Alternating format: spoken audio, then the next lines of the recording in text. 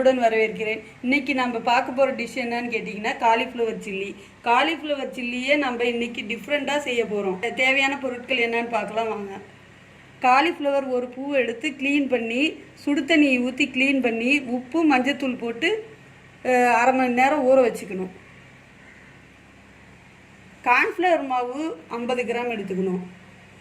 அரிசி மாவு 50 கிராம், கடல மாவு 2 ஸ்பூனு, கலர் பொடி கொஞ்சம் ஆரஞ்சு கலர், கருவேப்பிலை ஒரு கைப்பிடி அளவு, வரமிளகா ஒரு 10 காரத்துக்கு தகுந்த மாரி, தக்காளி ஒரு 4 பழம், இஞ்சி கொஞ்சம் எடுத்துக்கலாம் ஒரு 25 கிராம், பூண்டு 25 கிராம், ஜீரகம் ஒரு ஸ்பூனு, மிளகு ஒரு ஸ்பூனு, உப்பு தேவையான அளவு இதுலேயே கொஞ்சம் போட்டிருக்குறோம்.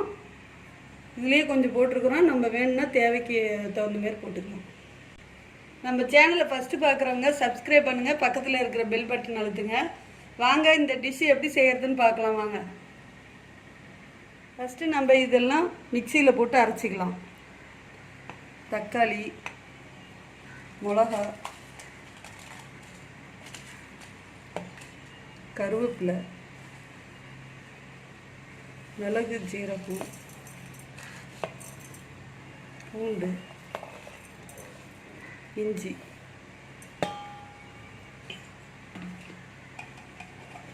இதை அரைச்சிக்கலாம். அவ்வளோதாங்க, ஓப்பன் பண்ண வேண்டியதுதான்.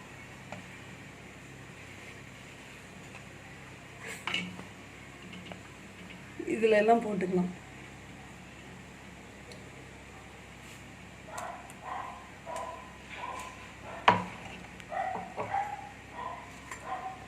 இதுலேயே அரிசி மாவு,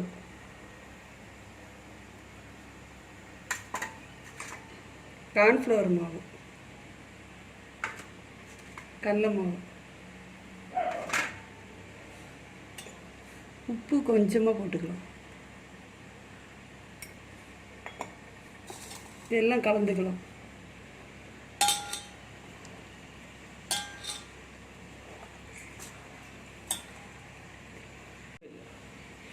கொஞ்சம் கலர் பொடி இதில் கொஞ்சம் போட்டுக்கலாம். பசரிக்கலாம்.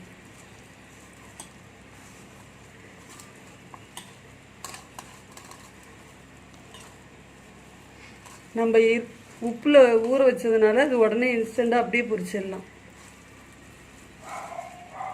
எல்லாம் காஞ்சிருச்சு, போட்டுடலாம்.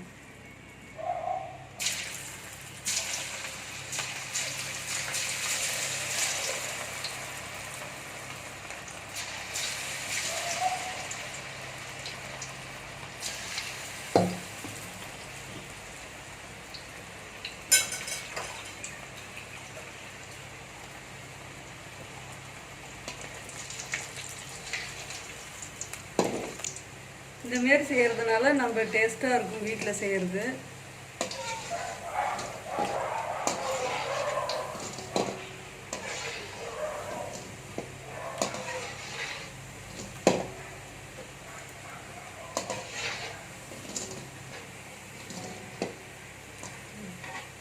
சரி, பொன்னிறமாக வந்துருச்சு, எடுத்துடலாம்.